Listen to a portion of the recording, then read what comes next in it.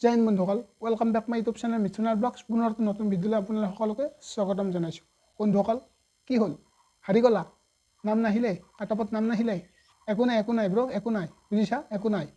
কাৰণ ময়ো এজন তেনেকুৱা ভুক্তভোগী আপোনালোকৰ দৰে। এইবিলাক কথা সকলোৱে বুজি নাপায়।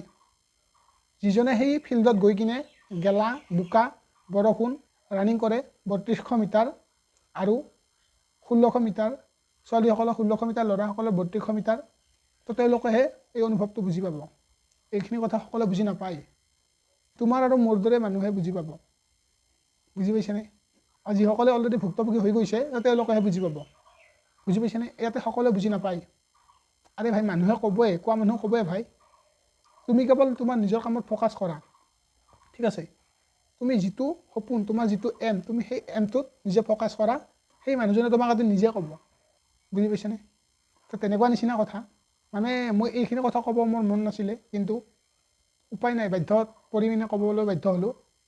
আপোনালোকে বেয়া নাপাব, কাৰণ সেনেকুৱা পৰিস্থিতিত মই নিজে পৰিছোঁ, নিজে পৰি কিনে আহিছোঁ সেনেকুৱা পৰিস্থিতিত।